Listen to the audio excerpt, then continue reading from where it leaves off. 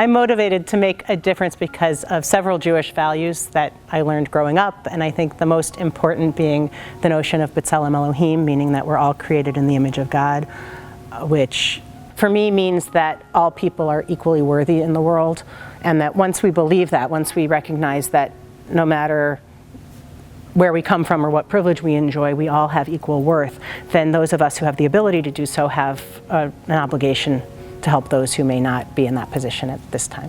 Well, there's this quote that says, be the change you want to see in the world. And I know that there is so much that I want to see happen in the world, and I want to be part of it. And that really motivates me every day to get up and be the change, do the things that I want to see and make a difference in the world around me. What motivates me is a deep love for the state of Israel. When I close my eyes, I see images of Israel, the top of Masada at sunrise, celebrating Shabbat at the Wall, walking on the beaches of Tel Aviv. I'm motivated by Israel's innovations and inventions that are improving lives and saving lives of people around the world. When you go to Israel, you see firsthand how Israel bond investment has helped support every aspect of Israel's economy. And I'm privileged to work in a career where every day I'm helping Israel, and that's motivating. What motivates me to give back and make a difference in the community really is a couple of things.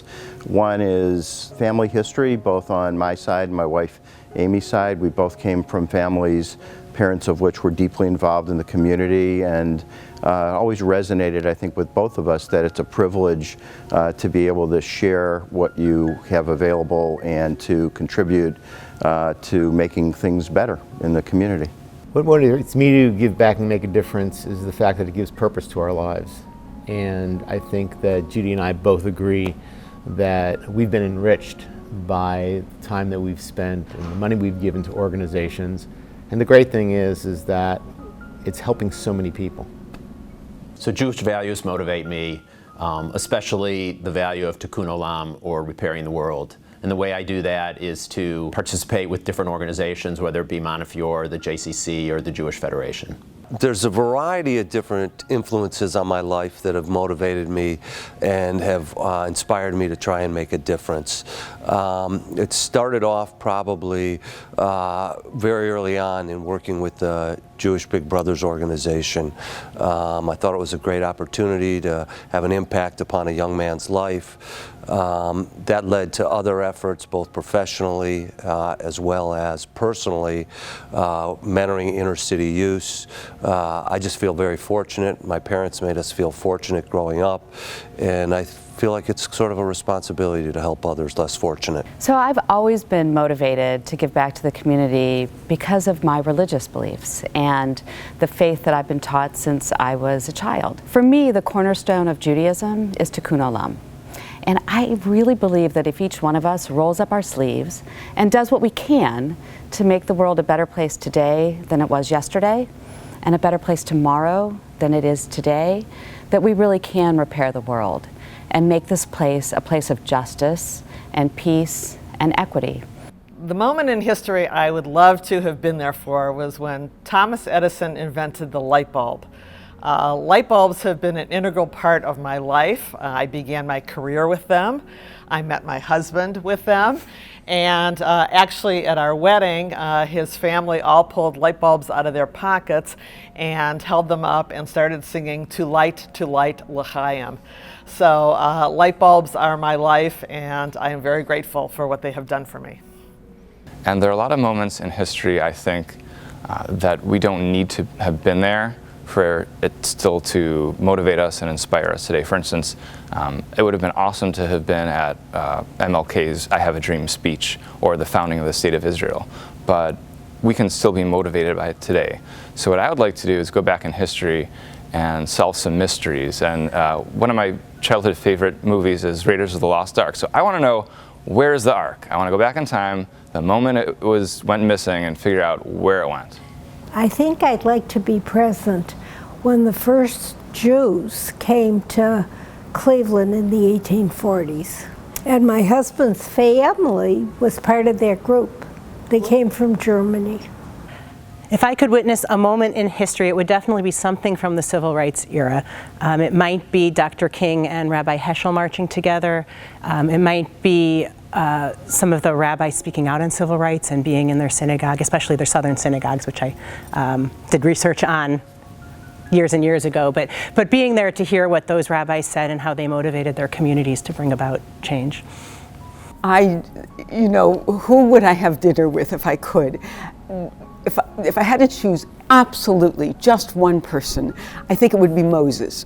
I would love to meet Moses and just pick his brains and find out where his understanding came from, how he might describe what the Torah says was hearing the voice of God.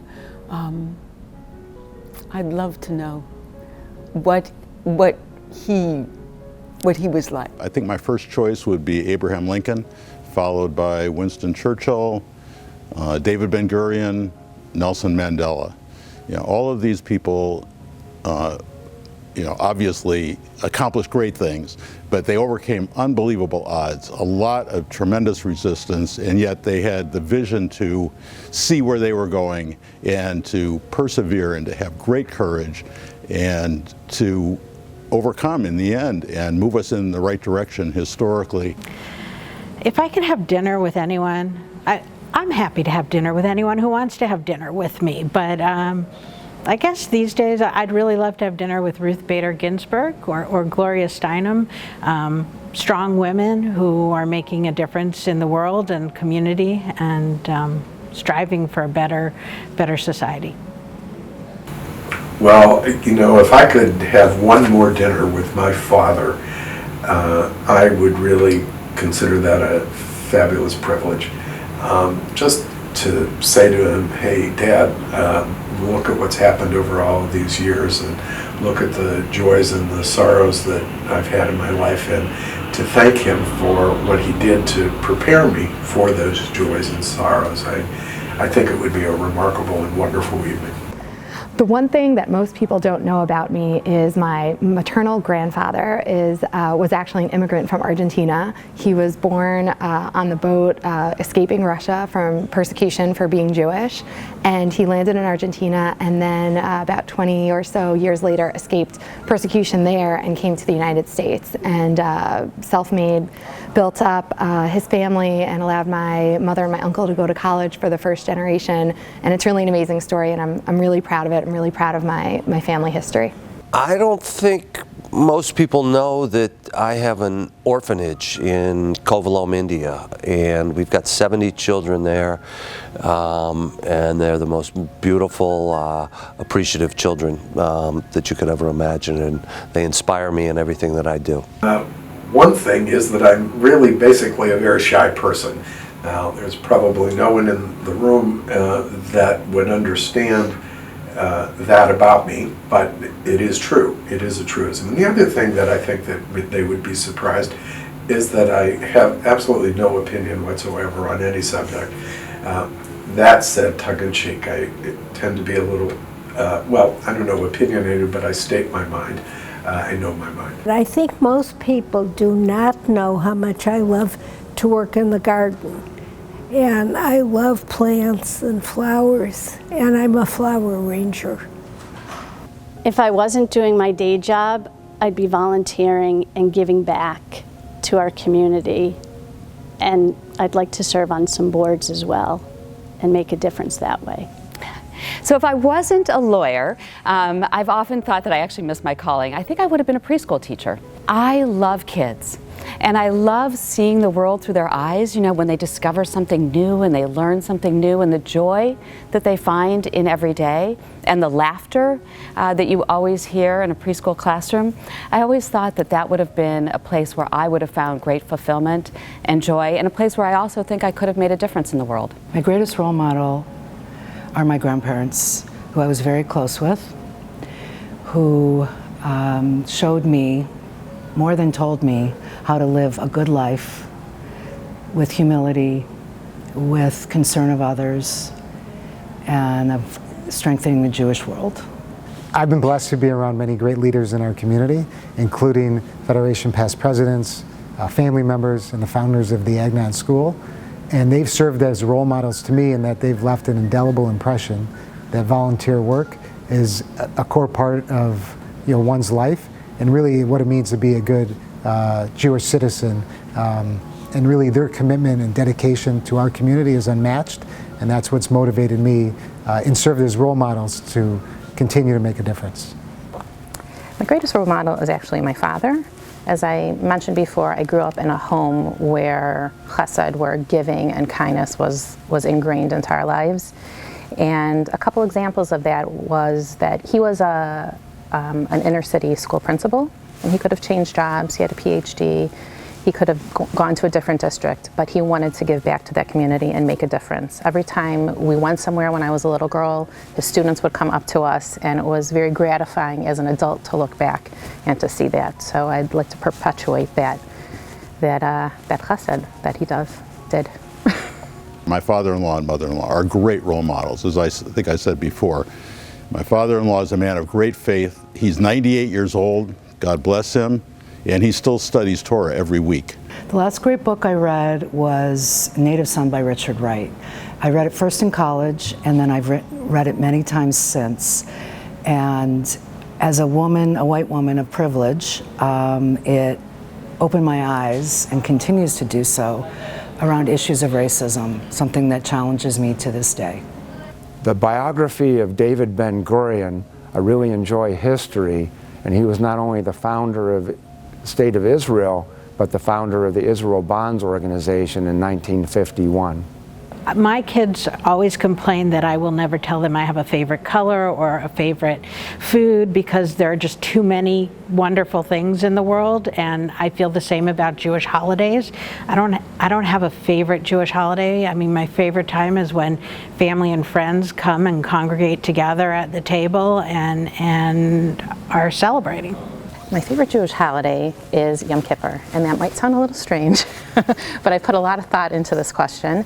And God, Hashem, really gives us this unique opportunity to connect to Him for a full day and build this relationship.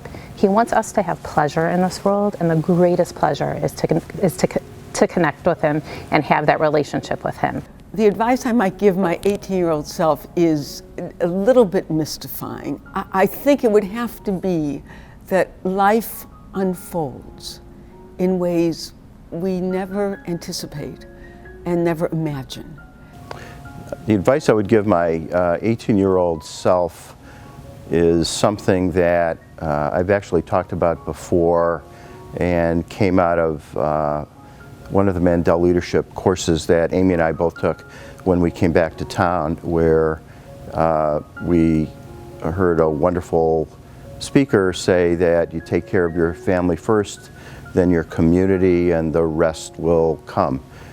Business will take care of itself, and deep involvement in building relationships and giving back will really lead to successes on all fronts. I recently went to a great exhibit at the Cleveland Museum of Art.